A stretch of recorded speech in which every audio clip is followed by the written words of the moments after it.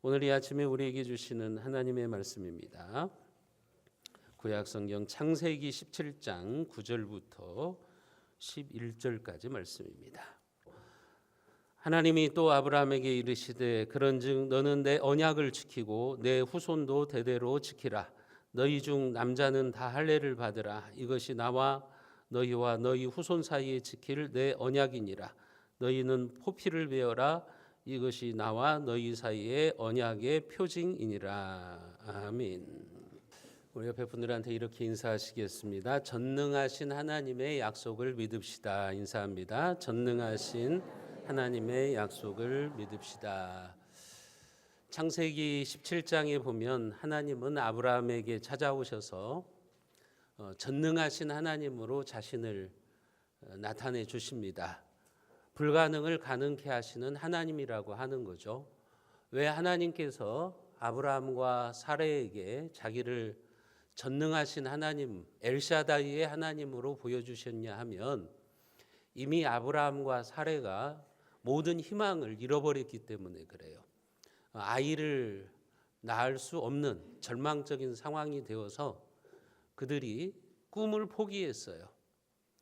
그래서 하나님은 그들에게 전능하신 하나님으로 나타나는 겁니다. 너희들이 불가능하다고 생각하는 것을 나는 가능하게 하는 하나님이다.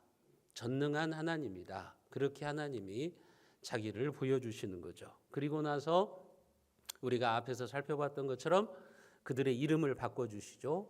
아브람, 존귀한 아버지라고 하는 뜻을 아브라함, 여러 민족의 아버지, 열국의 아버지 이렇게 바꿔주시고 또 사레라는 말은 공주라는 말인데 그 이름을 이제 사라, 여러 민족의 어머니라고 하는 이름으로 바꿔주십니다.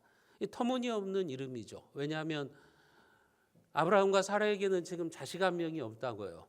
그런데 하나님께서는 어떻게 보면 황당한 이야기를 하고 계시는 거죠. 내가 너를 여러 민족의 아버지로 만들 거다. 여러 민족의 어머니로 만들 거다. 그것은 전능하신 하나님이 하실 것이다. 지금 이런 약속을 하고 계시는 겁니다. 그렇게 그들의 이름을 바꿔주시고 언약을 갱신합니다. 언약을 갱신해 주시는데 그 언약의 내용이 뭐였습니까? 창세기 17장 6절로 8절에 보면 두 가지를 크게 말씀하세요. 하나는 후손의 복을 주실 것이고 또 하나는 땅의 복을 주실 것을 말씀을 하시는 겁니다. 이 후손의 복과 땅의 복은 아브라함의 내러티브, 아브라함의 이야기에서 계속해서 반복해서 나오고 있는 하나님의 축복의 내용입니다. 지금 자식 한 명이 없는데 후손의 복을 약속하시는 거죠. 너의 후손이 저 밤하늘의 별처럼 많을 거다. 저 바닷가의 모래처럼 많을 거다. 그리고 아브라함은 지금 가나안 땅에서 이방인인데 땅을 가지고 있지 않은 이방인인데 내가 이 넓은 땅 동서남북 네가 밟는 땅을 내가 너에게 다 줄 거다. 지금 그것이 불가능해 보이지? 아니다. 내가 너와 함께하면 그것이 가능한 일로 바뀔 것이다. 전능하신 하나님으로 그렇게 이야기를 하는 겁니다. 하나님이 아브라함에게 자신의 의지를 지금 보여주고 있는 겁니다. 아브라함아, 네가 전능하신 하나님을 믿고 믿음으로 나아가면 내가 너에게 약속한 것은 반드시 이루어질 거다. 하나님이 약속한 것은 반드시 성취될 것이라고 하는 하나님의 의지를 지금 그렇게 표명을 하고 계시는 겁니다. 성경에서 우리가 볼 수 있는 일관된 하나님의 메시지가 있어요. 그게 뭐냐면 너희들이 내 말을 잘 듣고 지키면 너와 내 후손이 복을 받을 것이다. 이게 하나님의 약속이라고요. 오늘 말씀에서도 하나님은 아브라함에게 그렇게 언약을 갱신하신 다음에 언약의 복을 약속하시고 그 언약의 표시로 이제 할례를 명령을 하십니다. 창세기 17장 10절과 11절 말씀을 우리가 같이 한번 읽어보겠습니다. 너희 중 남자는 다 할례를 받으라. 이것이 나와 너희와 너희 후손 사이에 지킬 내 언약이니라. 너희는 포피를 베어라. 이것이 나와 너희 사이의 언약의 표징이니라. 하나님께서 하나님의 약속을 지키겠다고 하는 그 언약의 표징, 사인이죠. 그 표시로 아브라함에게 할례를 행하라고 하십니다. 아브라함에게 속한 모든 남자는 다 할례를 받으라. 아브라함 자손뿐만 아니라 11절 12절에 보면 그의 종들까지도 아브라함에게 속해 있는 모든 남자들은 할례를 행하라고 하시면서 그것은 언약의 표징이다. 만일 할례를 행하지 않으면 언약 백성 중에서 끊어지게 된다고까지 하시면서 강력하게 할례를 지금 명령하고 계십니다. 할례라고 하는 게 뭐냐면 성경의 원어적인 의미로는 자르다 이런 의미를 가지고 있어요. 이것은 남자의 성기 끝 표피를 자르는 의식이죠. 오늘 우리식으로 말하면 남자들이 포경 수술을 하는 거예요. 하나님이 지금 아브라함에게 그런 명령을 내리시는 거죠. 너에게 속한 후손들, 모든 남자들, 종들까지도 할례를 행하라고 하는 겁니다. 할례는 남성에게만 행했는데 이는 언약 관계에서 하나님과 우리와의 언약 관계에서 여성은 남성에 포함된 것으로 보기 때문에 그래요. 그래서 아브라함 남자가 할례를 행하면 이제 그 집안에 있는 모든 사람들이 하나님과 약속을 한 것이다. 이렇게 보시면 돼요. 오늘 본문에 보면 할례는 언약의 표징, 언약의 사인이라고 말을 합니다. 한마디로 말하면 하나님의 백성으로서 하나님의 축복 안에 들어와 있다는 것. 그것을 표시하는 것이 바로 이 할례였어요. 쉽게 말하면 그거예요. 너는 내 것이고 나는 너의 하나님이다. 이것을 몸에 표시하는 거예요. 너는 하나님의 백성이 되었다. 너는 하나님의 소유가 되었다고 하는 것을 우리의 육체에 표시를 하는 거예요. 그게 할례라고 하는 거죠. 할례는 인간의 육체에 하나님의 백성이라고 하는 사실을 표현하는 겁니다. 그래서 오늘 본문 13절에도 보면 내 언약이 너희 살에 있어서 영원한 언약이 되려니와, 인간의 살에 우리가 하나님의 백성이라고 하는 표시를 하는 거예요. 그게 바로 할례였습니다. 예컨대 우리가 그 영화 같은 데 보면 소나 말의 등이나 엉덩이에 낙인을 찍잖아요. 이것은 우리 집안의 가축이다 하고서 도장을 찍잖아요. 낙인을 찍잖아요. 그러면은 주인이 누구인가를 알 수가 있는 거죠. 그 낙인만 보면 이 소는 아무개 집안의 소구나 라고 하는 것을 금방 알 수 있는 겁니다. 할례를 받음으로 우리의 몸에 우리가 하나님의 백성이 되었다는 표시를 지니게 되는 겁니다. 그래서 데릭 키드너라고 하는 신학자는 이렇게 말합니다. 할례는 우리 몸에 새겨진 하나님의 브랜드다. 이렇게 이야기를 하기도 합니다. 하나님의 백성이라고 하는 것을 그렇게 표시한다고 하는 거죠. 여러분, 브랜드라는 말이 상표라는 말이잖아요. 원래 이 브랜드라는 말이 어디에서 나왔냐면 그 유래가 뭐냐면 가축의 주인을 구분하기 위해서 가축에게 찍는 낙인이에요. 그게 브랜드예요. 거기에서부터 브랜드라고 하는 말이 나온 거예요. 여러분들 요즘 뭐 옷을 입으실 때 브랜드, 상표를 말하잖아요. 원래 그 브랜드라는 단어가 거기에서 나온 거예요. 옛날에 가축이나 짐승의 그 살에다가 이것이 내 소이고 내 가축이다라고 하는 이제 낙인을 찍는 겁니다. 그게 바로 브랜드예요. 그런 것처럼 할례라고 하는 것은 뭐냐면 우리의 몸에 새겨진 하나님의 브랜드예요. 나는 하나님의 사람이다. 하나님의 명품이다. 할례는 하나님의 자녀라고 하는 증명서이고 하나님의 백성임을 표시하는 주민등록증과 같은 겁니다.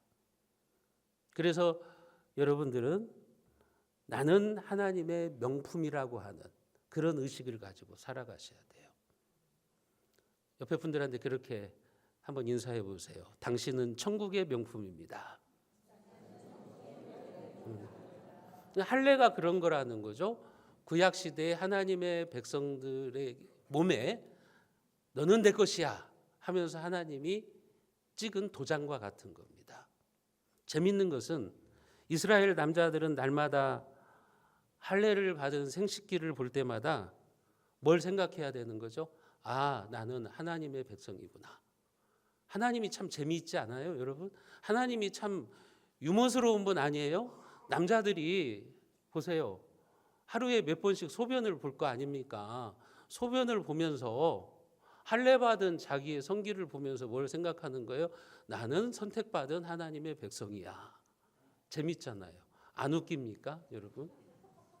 하나님이 그렇게 하신 거예요. 그렇게 소변을 볼 때마다 나는 언약 백성이다.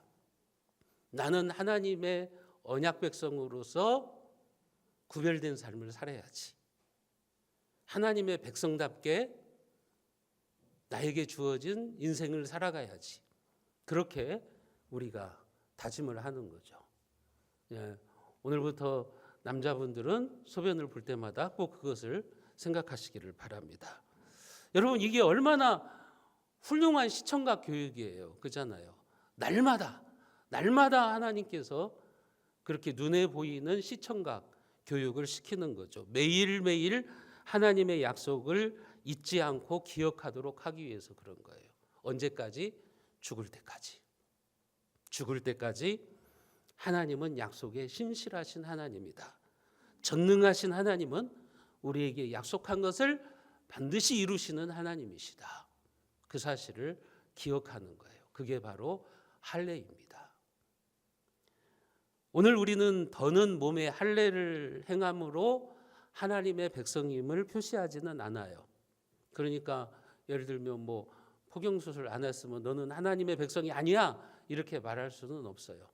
하나님은 무엇을 보여주기 위해서 몸의 할례를 행하라고 했냐면 몸에 하는 할례를 통해서 마음의 할례를 받아야 된다. 그것을 가르쳐 주시고 싶은 거예요. 그러니까 몸에 나 있는 할례의 표시를 통해서 우리의 마음속에 뭐가 있어야 되냐면 나는 하나님의 선택된 백성, 나는 하나님의 언약 백성이라고 하는 것을 새겨야 되는 거예요. 그게 바로 마음의 할례입니다. 신명기 10장 16절에 보면 모세는 그렇게 말을 합니다. 그러므로 너희는 마음의 할례를 행하고 다시는 목을 곧게 하지 말라. 몸의 할례만을 가지고는 하나님을 바르게 섬길 수가 없다고 하는 겁니다. 마음의 할례가 없이 육체의 할례만 자랑하면 지금 모세는 뭐라고 말해요? 목이 곧아진다고 말해요.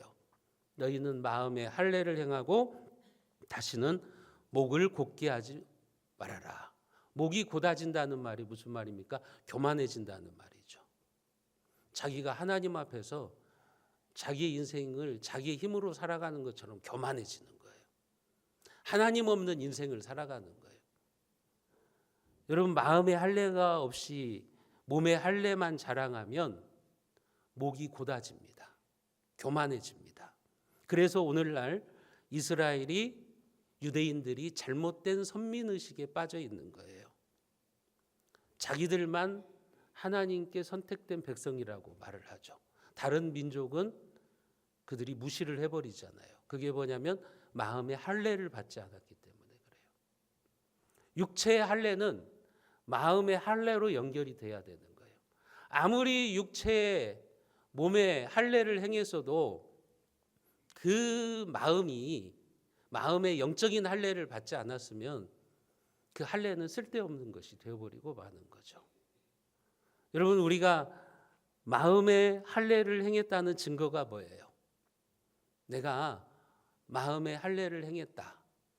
그 증거가 뭐예요? 하나님을 사랑하는 거예요.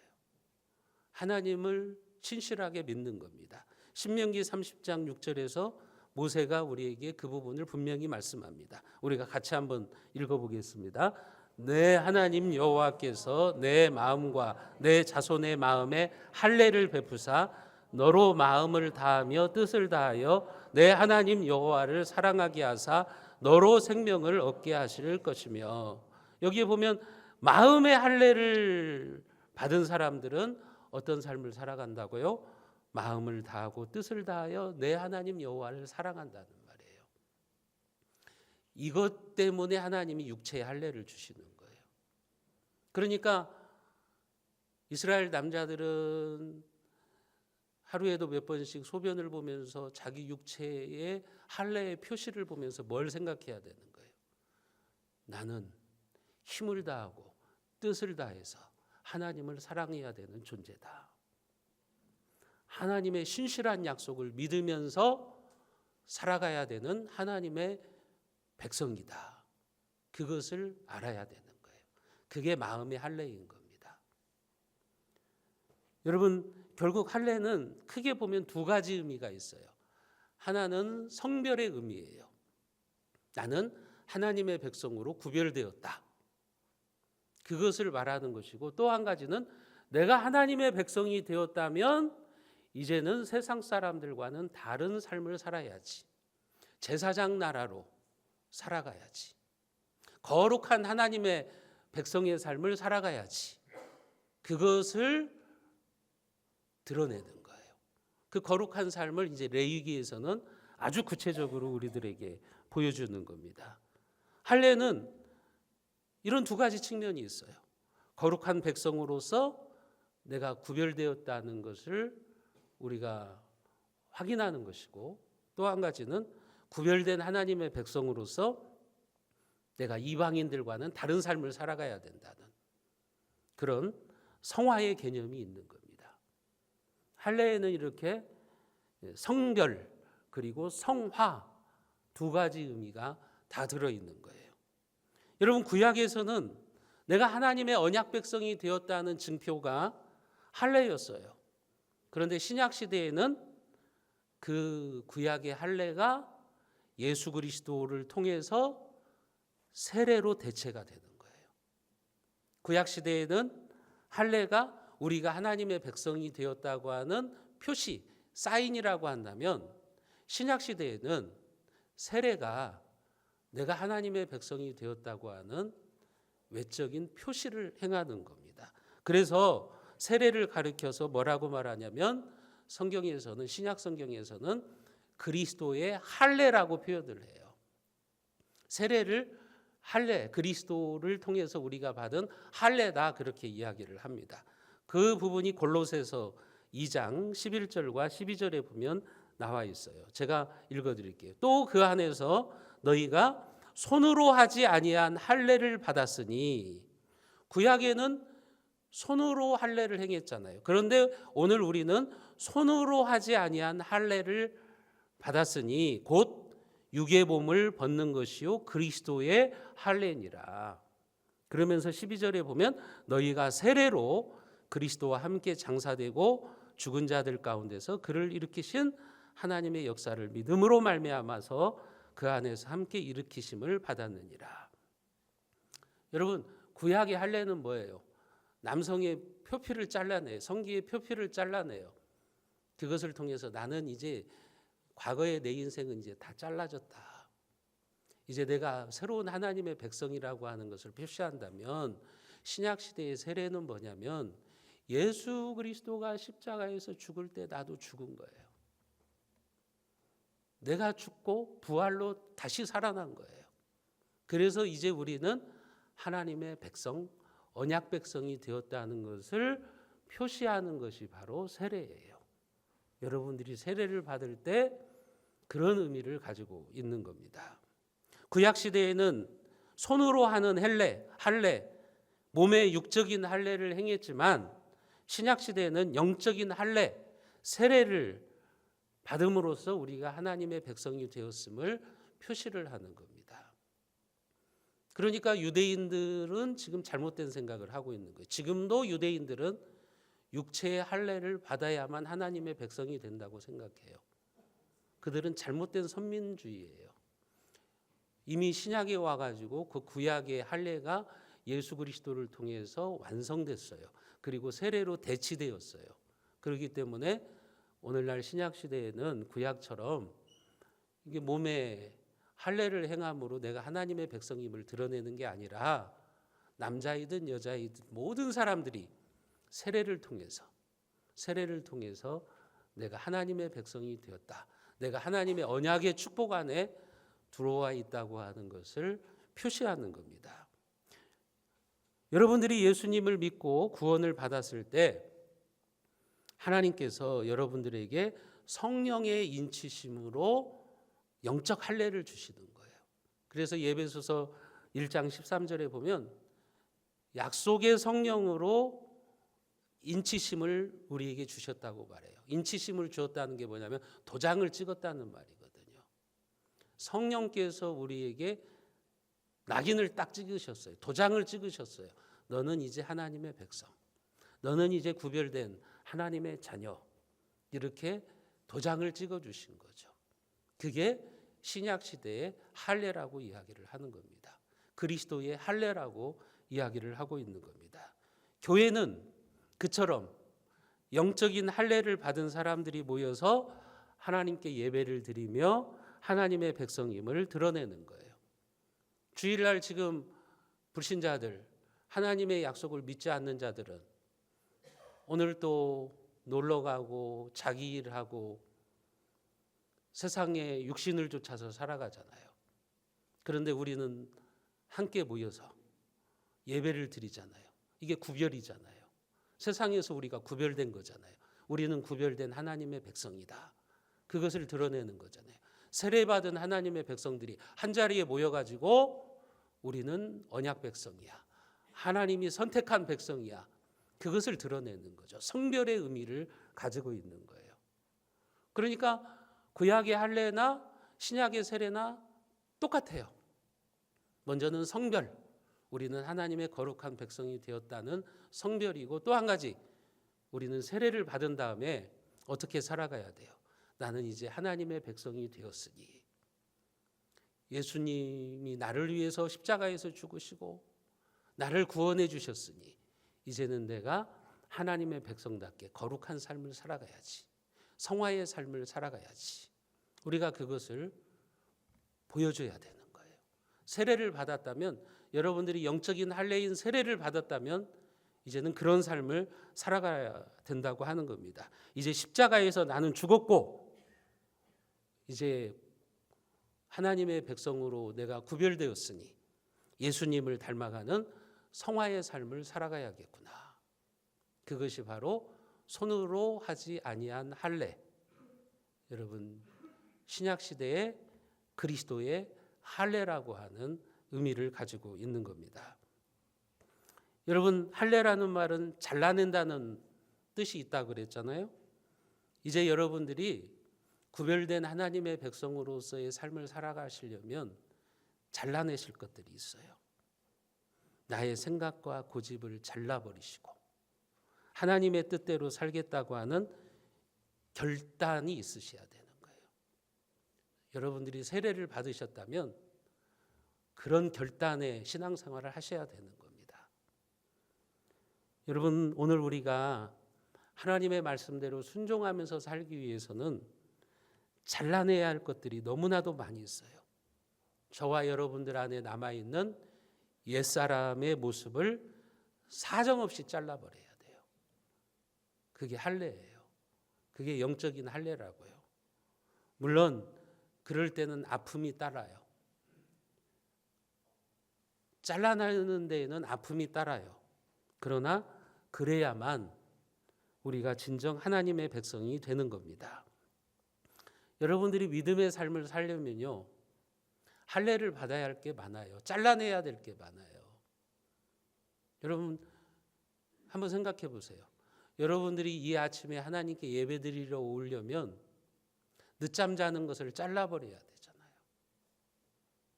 여러분들이 하나님 앞에 헌금하려고 하면 내가 쓰고 싶은 것을 잘라버려야 되잖아요. 그래야만 하나님께 헌금을 드릴 수 있는 것 아닙니까? 여러분 우리가 주일을 성수하려면 내 취미도 잘라버려야 되는 거예요. 주일날에도 등산 가고 축구하러 가고 테니스 치러 가고 그런 사람들 많잖아요. 그런데 하나님을 내가 제대로 섬기려면 그런 것들을 잘라버려야 되는 거예요. 그래야 신앙생활을 잘하는 거예요. 때로는 하나님 제대로 섬기려면 인간관계도 잘라진다고요. 내가 예수님을 제대로 믿다 보면 세상의 술 친구들도 잘라진다고요. 세상에 취미생활을 하던 동호회 사람들도 잘라져야 되는 거예요. 그래야 우리가 거룩한 하나님의 백성으로 살아갈 수가 있는 거예요. 그런데 잘라낼 생각 안 하고 그냥 그대로 살아간다면 그런 사람들은 진정 세례를 받은 영적인 할례를 받은 사람이라고 우리들은 말할 수가 없을 겁니다. 하나님은 우리에게 복을 주시기 전에 먼저 우리의 옛사람과 죄를 잘라내시기를 원하십니다. 여러분들이 잘라내야 될 것이 무엇인가를 한번 생각해 보셔야 돼요. 마음의 할례, 세례를 받은 사람은 내가 하나님께 속한 하나님의 백성이다. 그 사실을 매일 기억하면서 여러분들의 삶에서 죄를 끊어버리는 할례의 정신을 가지고 살아야 되는 겁니다. 그게 할례가 우리들에게 보여주는 겁니다. 왜냐하면 우리들 안에는 죄성이 많아요. 맹수와 같은 본성을 가지고 있어요. 하나님을 제대로 섬기지 않으려고 하는 그런 악한 본성이 있어요. 그렇기 때문에 우리가 십자가에서 죽고 은혜를 받아야만 우리가 목이 곧아지지 않아요. 하나님 앞에서 겸손해지는 거예요. 온유한 사람으로 바뀌는 거예요. 근데 자기 성질을 못 잘라내니까 여전히 맹수와 같이 살아가는 거예요. 자기 본능대로 살아가는 거예요. 왜요? 할례를 받지 않았기 때문에 그러는 거예요. 자기 성질도 못 잘라내니까 예수를 믿었는지 수십 년이 되었는데도 자기의 삶이 변화되지를 않아요. 잘라낼 것을 잘라내지 못하고 있으니까 그러는 겁니다. 그리스도의 할례를 우리가 행하는 삶을 살지 않으니까 그렇게 되는 거예요. 여러분, 우리 안에 못되고 질긴 부패한 본성이 있다고요. 죄악된 본성들이 있다고요. 세상의 욕망을 그리워하는 그런 죄성이 있다고요. 그것을 잘라버리셔야 돼요. 그것을 잘라버릴 때 우리 안에 무엇이 생기냐면 하나님을 향한 선한 양심이 생기는 겁니다. 하나님을 향한 선한 양심으로 변화되어서 이제 내가 거룩한 하나님의 백성으로서 성화의 삶을 살아가는 겁니다. 베드로전서 3장 21절에서 우리들에게 그 사실을 이야기해 주고 있어요. 우리가 같이 한번 읽어보겠습니다. 물은 예수 그리스도께서 부활하심으로 말미암아 이제 너희를 구원하는 편이 곧 세례라. 이는 육체의 더러운 것을 제하여 버림이 아니요 하나님을 향한 선한 양심의 강군이라. 우리가 물로 세례를 받잖아요. 여러분들이 세례를 받을 때 목사인 제가 여러분들의 머리에 물을 3번 뿌리잖아요. 성부, 성자, 성령 삼위 하나님을 상징하는 그 물을 머리에 뿌릴 때 그 물이 의미하는 게 뭐예요? 그건 이제 내 죄가 다 씻겨져 내려갔다는 거예요. 이제 나는 예수 안에서 죽었다는 거예요. 그리고 새로운 존재로 거듭났다는 거예요. 그래서 침례교는 여러분 아예 그냥 바다 같은 데 가가지고 침례탕에 가가지고 아예 머리까지 다 들어간다고요. 이제 내 자아는, 내 못된 인간의 본성은 이제 다 죽었다는 거예요.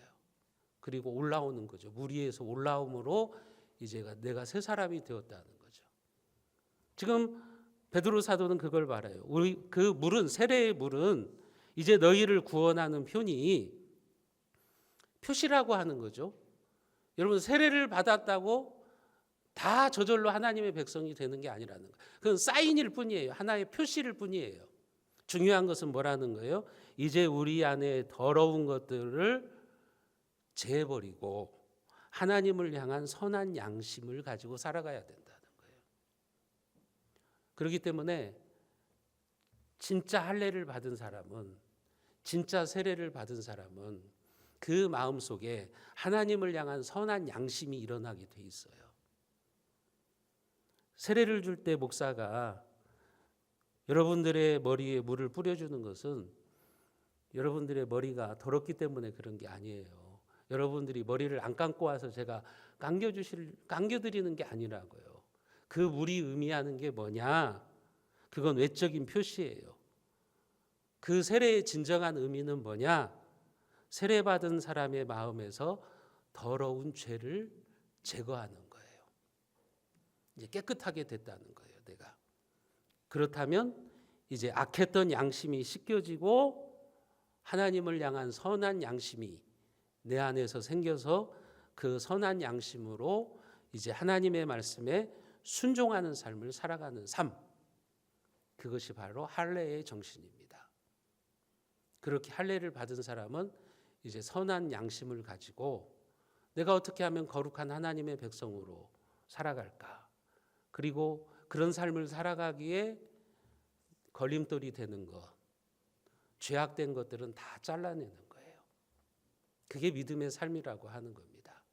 사랑하는 성도 여러분, 지금 우리는 내가 하나님의 백성임을 입증하기 위해서 우리의 몸에 칼을 대는 할례를 행하지는 않아요. 하지만 여러분들 마음의 할례를 행하셔야 됩니다. 이제 나 자신의 욕심과 교만과 정욕을 말씀의 검으로 잘라내 버리셔야 되는 거예요. 성령의 검으로 그것들을 잘라내겠다고 하는 그런 자세를 가지고 살아가셔야 돼요. 그런 마음의 할례를 행하셔야 되는 겁니다. 내 마음에 딱딱한 표피를 베어버려야 되는 거예요. 우리의 양심이 딱딱해졌어요. 죄를 죄로 몰라요. 양심이 굳어졌어요. 그것을 말씀의 검으로 잘라버리셔야 되는 겁니다. 내 뜻도 잘라버려야 돼요. 내 고집도 잘라버려야 돼요. 내 못된 성질도 잘라버려야 돼요. 그리고 이제 우리가 거룩한 하나님의 백성의 삶을 살아가야 되는 겁니다. 그래서 여러분들이 하나님 앞에서 목이 곧은 그런 백성이 되어서 멸망의 자식이 되지 마시고 선한 양심으로 변화되어서 거룩한 하나님의 백성들로 살아가는 축복의 사람들, 그래서 전능하신 하나님이 약속하신 언약의 축복들을 다 받으시기를 주님의 이름으로 축원드립니다.